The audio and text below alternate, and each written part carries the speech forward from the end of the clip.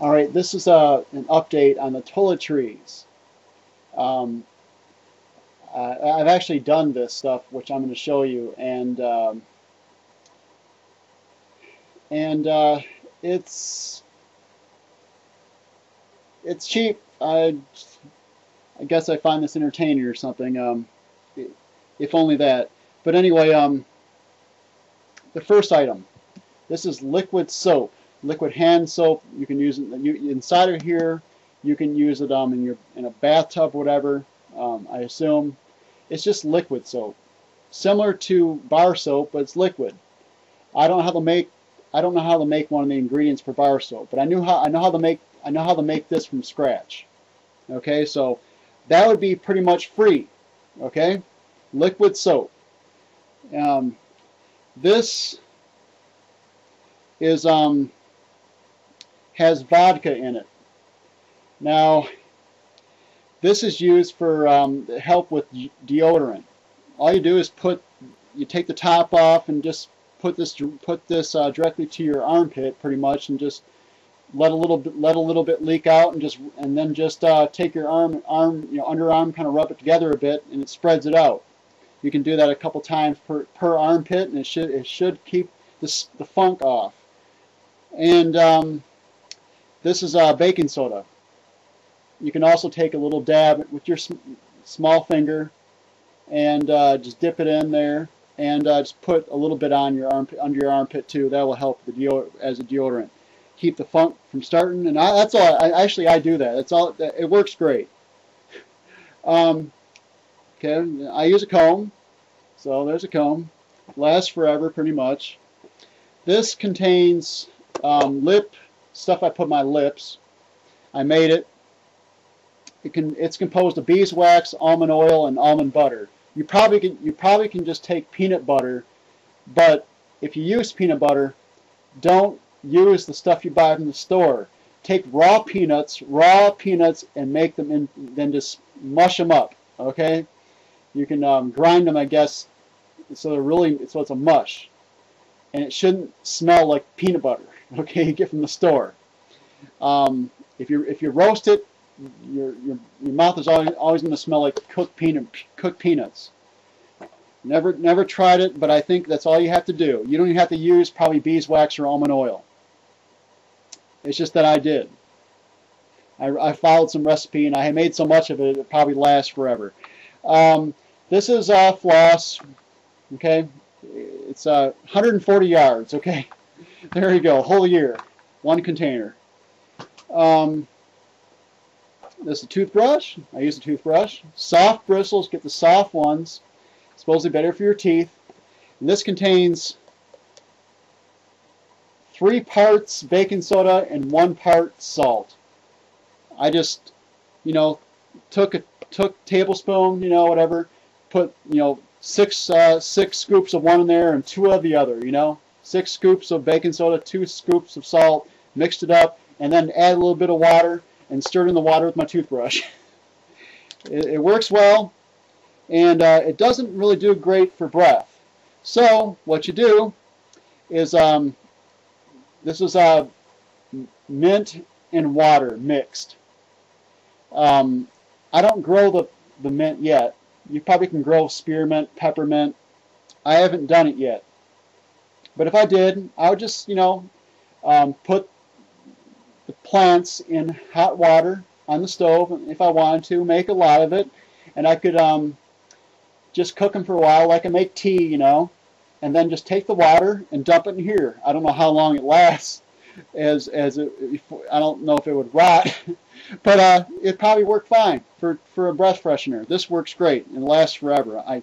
I bought some really strong peppermint. It's taken from the plant. It's called peppermint extract. I guess they extract it somehow from the plant, from the leaves or something of the plant. It's very, very concentrated, and it doesn't rot. I mean, so I don't know. Maybe you can just cook it. Maybe you can just do yours like tea, and it'll last forever too. Now I'm going back to this. This is baking soda. You can take this. I've actually done this. This is what I've done. I've taken 1 tablespoon of this, put it inside of a container, and put about 1 cup of water. Stir it up, you know, and then you just put it on your hair, put it on your head in the shower. Gradually, you know, you put a little bit on, rub it in really good, just like you do your hair normally, and put some more on, rub it in even more. You know, that's what I did, you know, and just rub it, put it on the top, and get the ends. You know, as you rub your head, you just put it on the top of your head, pretty much on the sides. The stuff will fall down and get your ends of your hair, and just soak that up, you know, rub that up too, and it works great. But if you don't use it, just by using that, your hair can become kind of dry. Okay. Now this is, see if it shows up here. This is apple cider vinegar. I take 1 tablespoon of this, or half a tablespoon, and I stick it into the same container, and mix it up again with about a cup of water. Stir it up really good, and do the same thing as you did with the baking soda, and it will make your hair nice and soft. And when you wash it out, it doesn't smell like vinegar. I mean, but when it's in, it will smell like vinegar. I use apple cider vinegar. Apple cider vinegar. Now this thing is a double-edged razor. Okay, double-edged razor. I'm not sure if I can get a good view for you here. Double-edged razor of probably